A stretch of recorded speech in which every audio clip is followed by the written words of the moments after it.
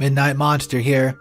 In today's video we talk about encounters with ghosts or other supernatural beings. What was your experience like and what happened? Before we kick off our first story, just know, if you have any encounters with ghosts or other supernatural beings, go ahead and share your experience in the comment section below. Story 1. I'm a lover of horror, supernatural, creepy things. I spent a lot of my teens and childhood ghost hunting with my friends in random graveyards, rundown neighborhoods, abandoned factories, etc. That being said, we never really encountered anything other than psychosomatic ghosts that our overreactive imagination created. Despite loving horror, I did not believe that any sort of corporal ghost was real. When I was 15, I traveled to Europe with my family. We stayed in Germany and a small inn for a few nights. My parents had a double on the second floor, my sister had a double bedroom next to theirs. I was lucky enough to have a single room all to myself at the far end of the hall. We went to check into the guest room, and soon as I entered our hallway our rooms were in, I remember almost feeling as if though I walked into a wall of bad energy. I just felt so unnerved and uneasy in the hallway, but I passed it off as overreactive imagination. I slept the first night without any issue other than waking up a few times. The next morning at breakfast, one of my sisters mentioned feeling uncomfortable in the hallway, almost as if the air was crushing. It unnerved me even more that I wasn't the only one who felt weirded out. Plus, she was an adult at the time, so it further cemented in my head that the wing of the hotel was odd. Later that night, I'm sleeping peacefully when about 2 a.m. rolls around. I'm awoken by something ripping the covers off of me and being jerked about 2 feet towards the end of the bed by my ankles. At first, I thought someone had broken into my room because when I turned towards what had grabbed me, a huge looming black shape was visible in the darkness like a man was in my room. I frantically flipped on the lights only to have there be nothing. The window was locked from the inside, there was no one in the closet or the bathroom, and my room was also still locked from the inside. I stayed up the rest of the night scared shitless, playing Cooking Mommy on my DS. The next morning we're at breakfast and my sister mentions that she was up half the night because she thought she saw a person silhouetted against the wall of the room. But then she turned on the light and there was nothing there. It was just a bizarre and creepy experience. We checked out that day, so I did not get to experience anything after that, but it still freaks me out to this day. I was a complete skeptic before this event. My wife and I rented a secluded small 2-bedroom cabin in the Mount Rainier, Washington area for a hiking adventure. Upon arriving, my wife walked into the house and said there's no way she was sleeping in one of those bedrooms because there was so much bad energy in the room. In her defense, it was creepy. Weird doll dresses on the wall as decoration, a rickety rocking chair in the corner, and an oddly placed door that was locked but presumably led to the attic. Once we got settled, we discovered a cabin journal and entries from the past guest. There were multiple terrifying entries. Quote, "My husband woke up to the smell of bacon and eggs cooking. No one was awake yet." Quote, "The doll dress in the bedroom is a gateway to hell." Quote, "We woke last night to the sound of something walking in that attic." Quote, "The locked door was unlocked and open when we woke up in the morning." I called BS on all this, telling her I did not believe any of it. We decided to sleep in the living room and on the floor nonetheless. Closed the door to the creepy room for the duration. The next night after hiking all day, we were eating and drinking outside at night by the fire. A few adult beverages into the evening, I started daring her to go into the bedroom. She was freaked out and wouldn't, but I said there was nothing wrong with the house, and I proceeded to go inside and take the challenge of exploring the room more at night. As I entered the hallway, my hand hit the doorknob, and I turned the handle to push the door to enter the room. The door opened about 10 inches and stopped as it hit a chair that was propped up against the door. My mind quickly calculated the logistics of the situation. The door opens inward, a room with only one entrance, a chair on one side of the door keeping me from entering the room that somehow was placed there from the inside. I let out a little girl scream, slammed the door shut, and played it off for my wife that I was trying to scare her. We stayed the night and I did not tell her the real story until the next day when we were driving away. Let me tell ya, she was pissed. All through college, a little while after I worked as a nurse's aide in a nursing home, I spent most of the time in an Alzheimer's unit, hospice, and the general facility for those who were unable to care for themselves. In my first aide job, I worked at a particularly unsettled location in Sioux Center, Iowa. It was an old hospital that was converted into a care facility. Think of a school built in the 1950s. A lot of granite brick, a sturdy ceramic, just beautiful. I've read that it's since been torn down and replaced with a new facility. So, one day a lady resident is dying. She's getting near the end and is in and out of consciousness. Just past the foot of her bed is a sink and a counter that, along with her regular bathroom items, held a small glass of water. When this resident would come to, she'd point to the end of the bed and mumble comments about how the little girl was going to knock over the glass. That we had to tell her not to play around because she was going to make a mess. Eventually, this resident slipped into unconsciousness. The nurse, an elder woman herself who had been enrolled for decades and had seen it all, and I were sitting there making small talk waiting for the inevitable, when the glass of water just slides off the counter. The nurse doesn't even seem to notice. I, on the other hand, a 19-year-old guy who was mildly freaked out, began to ask the nurse if she saw that too, but was cut off by her saying, "Let's just focus on our patient, shall we?" I pulled myself together and tried to think about my job, but I was kind of losing it. The cup was inches away from the edge of the counter and nobody was in the room with us. The resident eventually died and we did our thing. Fast forward a few hours later. The way the hallways were set up, it looked like a very big T at the top, and at the top where two halls formed a perpendicular meet was a nurse's station. That's where I had to camp out most of my evening. Everyone was in bed and I had to kill time between rounds. The nurse was on another floor doing something and I was all alone. If you looked at the ceiling at the point where the two halls meet, you'd see a circular mirror. It was so that you could see down all the hallways from the desk. Eventually, my peripheral picked up movement and I looked at that mirror. Right there in the middle of the hallway, about 15 yards behind me, was the little girl. She looked about 6 with a little sundress and long brown hair. She was doing this slow, random dance that little girls do sometimes without seeming to have a care in the world. I lost my shit. I stood up, walked around the entrance to the nurse's station while holding my hands up to the right side of my head so I could not see down that hall, and bolted for the stairs. I found the nurse and told her what I saw. She laughed and admitted that over the years a lot of residents have seen that little girl, and that I had nothing to worry about. It took me a couple hours to calm down, and in the next couple of years I continued to work there. I never saw her again. If you hear stories about Greyfriars Kirkyard in Edinburgh, Scotland being haunted, I advise you to believe them. I was visiting the city with my boyfriend. We were taking one of the haunted walk tours. Our guide was excellent. She was dressed in all black, very gothic, and was a talented actress. Being 6 foot and 5'10", we towered over the 2 other couples and the 2 hidden parties that were on the tour with us. Out of respect for them, we stood in the back of the group. When we arrived at the Covenanters prison, worth a Google search, I thought our tour guide was laying it out wonderfully thick.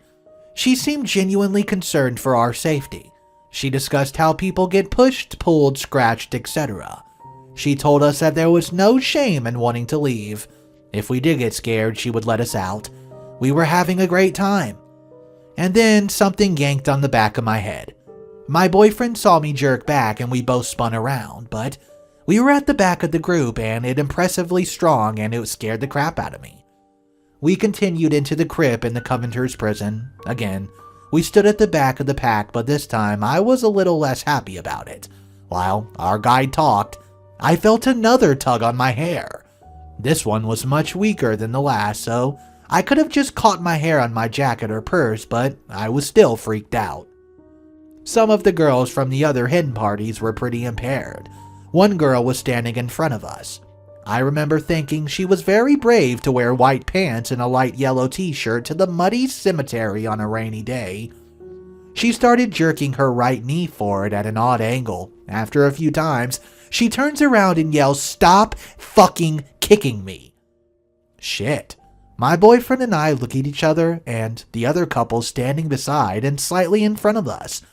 None of us were anywhere near her. Now, this girl was pretty intoxicated, so while I was already freaked out, I was prepared to disregard her. Until the last kick. I watched her leg clear as day. She bent her knee forward and gasped. I saw a muddy footprint appear at the back of her pants. They were bright white, and we all confirmed after that. In fact, it was a footprint. We could distinguish the toes. At this point, I grabbed onto my boyfriend for dear life and held on till the guide was done talking. And as soon as she was done, the other couple joined us in running from the crypt. We all chatted with our tour guide and a couple of her co-workers for a while. She told us that our experience is pretty standard there. She wasn't acting when she warned us. Growing up a Navy brat, I lived in several houses, but only was one haunted. Thing was, it was a brand new house. However, the land was old and a bloody history. This was in Virginia, where you could throw a stone and hit something Colonial War or Civil War or slave trade related almost every time. This brand new ranch-style house was always cold. Even in the hot, humid summers, you could turn off the AC and it would still be cold to the point my toes would cramp up. Lights were always flickering despite the wiring being new. Doorknobs were always being jiggled. The door that led into the garage was always shaking. Mom, who never bought the concept of the house being haunted, would say, "Oh, that's the wind going through the garage. Never mind, that garage door was always closed." The rest of the doors would close themselves a few seconds after being opened. Not slamming things, mind you, just slowly closing themselves. Thing is, they had always done this. For years they stayed open. Then one day they all seemingly decided to start closing by themselves. I always had this uneasy feeling about being watched by something. One night, whatever or whoever it was, touched me. I'm 11, being 11 and doing things 11-year-olds do. I sneaked out of the living room in the middle of the night to watch some late-night television. Like every kid who does this, I had my face inches from the screen and the volume almost down to 0. An itch began to build right between my shoulders, almost like someone was poking me. I reached over and that's when I felt it. A hand. A man's hand. My fingers touched in between fingers and brushed knuckles. I gasped and turned around, but there was nothing. I turned off the television, jumped back up, and ran to my room. Under the covers, I buried myself, hoping that whatever had just touched me was not going to follow me and start poking me again. Well, it didn't. But after that, I did not sneak out to watch late-night television for months and months. When I finally did, I would watch the screen for a minute, turn around to make sure no one was behind me. No way I was going to be poked by a ghost again. I lived in this house with a basement, and every time I walked up the stairs, I would get this weird, creepy goosebump feeling on the back of my neck. It didn't make me uneasy to go down the stairs or to the basement. My craft room was down there, and I spent a lot of time there. After a while, I would have items I was using disappear when I would look away. I would search and search, and one day, I got frustrated, and one particular I said, "Urgh, can I just please have my scissors back?" I had just looked under the pile of new mail, and when I turned my head, there was my scissors on top of the mail. I talked to my neighbors, and she told me that the original owner of the house was a jolly old man who loved to prank people. And he'd fallen coming down the stairs one day and died. I think the goosebumps were him trying to tell me to be careful. And every time after that, when something would disappear, I would politely ask for it back. It would appear in place that I could have not missed. Thanks, old man. It was fun. This past summer, my girlfriend took me to the summer camp she works at. It was empty with no rangers or guests at this Northeast Georgia camp. So, we traversed the trails and she revealed a little secret path and history that, one, we couldn't appreciate on a normal visit. History such as the visit of John Bartram and the Cherokee people who once lived here. When we were finally ready to leave, we talked a little more on the way back to the parking lot. Now, this camp has an amphitheater, Little walls extended beyond the bottom rows to sandwich visitors between it and the lake of amphitheater faces, guiding them towards the seats away from them. And behind that wall, I saw a tall black figure with lanky limbs and no face. No face, but a head with 3 protrusions that extended upward and bent down as if it was weighing themselves down. It was walking, a slow, ponderous walk, its hands swinging past its knees and, as if I was noticing my gaze, bent down and curled into a ball behind the wall, disappearing. I did not freak out, but started questioning my girlfriend insistently. "Did you see that? What was it? Is anyone here?" She managed to extract from what I saw of that being, and then she told me to run. The campers who work there insist that the camp is haunted. No one dare walk in between the buildings at night. After driving out of the camp, my girlfriend and I discussed everything I saw. Some of the paranormal things that seem to happen and the things others have seen. A house group saw on Google Maps in the forest, only to find no trace in some clearing. A large white possum, human size to be exact, was captured on a hunting camera and seen by a counselor and some Boy Scouts who were hiking. These walkers tend to be one of those happenings. The last part is what cringes this for me. My girlfriend did not tell me about what I saw. I felt a little crazy myself. A mistake on my part. Until my girlfriend and I talked one night, she told me this. A group of counselors, her included, hung out in the teacher center late at night. They planned to sleep there and get away from some of the a-holes that they used to share rooms with. After talking late into the night, everyone fell asleep in their bags. One counselor woke up again, having trouble sleeping. He looked out into the forest surrounding the teaching center. He saw them. It wasn't just one walker. 3 walkers tread a path around the center. They walked a circle around the gathered. Then they walked away. That counselor did not find sleep for a long time. He didn't even tell the others of the events of that night until a week later. Then my girlfriend told of what I saw. The counselors there are adamant the camp is haunted. I have 2 very unrelated experiences that I can't explain. I don't want to jump into conclusions that it was haunting, as I'm pretty skeptical of the things. I've simply had 2 experiences I can't explain. Number 1. I was about 13 or 14 in my parents' basement, just passing the time waiting for my mom to bring me the hockey practice. I was in the house alone, sprawled out on a couch listening to Discman. Yeah, I'm old. Our house had a storage room in the basement, and I was laying across from the door. Now, since I was a kid, I remember the door handle of this room would always jiggle. It used to scare the shit out of friends sleeping over, like someone was inside. Halfway turning the knob type thing. I always attributed it to the fact that the furnace was in the room, and so there must be some sort of draft.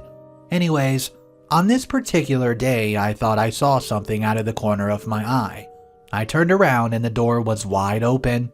It has since been closed, and then it abruptly closed as soon as I turned my head.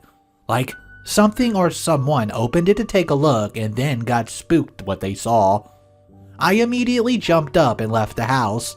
I just can't explain how a door opened like that, and then the moment I looked at it, slammed shut. And number 2, fast forward to this October. I met a mutual friend in East Glacier, Montana of all places. I won't go on about the circumstances, but we were thinking of dating and living a long way from each other. So, we met around halfway for a weekend. We got wasted at this local dive bar, and this nice guy offered us a place to stay for free. He set us up with a room and fed us liquor. We'd sleep. In the morning, she and I were talking, and the room doorknob made a sound. We look over, it was twisted fully and the room door opened. Nothing was there. I thought I was imagining things, but the girl I was with was scared stiff and we left. I later got the guy's number and texted him about it. He said something along the lines of, "Oh, don't worry, that's just Margaret." Many moons ago, I used to be in the US Navy stationed in Italy, assigned to the 6th Fleet flagship. Being a single sailor, I lived off the ship with a few other roommates in a large 2-bedroom apartment. I had a room to myself, 2 guys shared a room, both straight, and one guy, a total freeloader named Justin, slept on the couch. We had one other roommate. A poltergeist that we called Calvin. Calvin roamed all over the apartments in the building, and everyone had seen or experienced something odd. It wasn't uncommon to hear dishes rattling in the kitchen, a door slamming, footsteps, etc. But a few things happened that were out of the ordinary. One weekend morning, I was sleeping after getting off duty, when the dishes in the kitchen start to rattle. I ignored it and tried to go back to sleep because I did not want to go back to the ship. And it was just normal activity in the apartment, but just as I was falling back to sleep, someone walked across my bed. I say someone because I could feel the mattress sink down with every step. Half asleep, I told Calvin that I was tired and asked him if he'd give me a break. Dead silent for the rest of the day. There were Brits who worked in Gaeta at some of the local bars where the sailors hanged out, and one of them who would come over to our place and clean it for us while we were gone. One day, she was cleaning the windows and needed to get some clean water. When she came back to the window in a spot that she had recently cleaned, the glass was steamed over like someone had been breathing on it. Written on the glass was a spot that said, Calvin. She left and would not come back to the apartment unless someone else was there. Quick edit. I remember coming back from the deployment to find a water bucket and some rags near the window and thought it was odd. It was several days later when I talked to my friend and found out why they were there. She did not waste any time getting out of that apartment. Justin, the couch potato, would frequently wake everyone up, screaming profanities because Calvin was messing with him. One night, after having the blankets pulled off of him and getting thrown onto the floor, Justin stood up and yelled something like, "You want a piece of me, you motherfucker? Bring it on." He had a peace symbol tattooed on his chest, and the next morning there was an X scratched across it.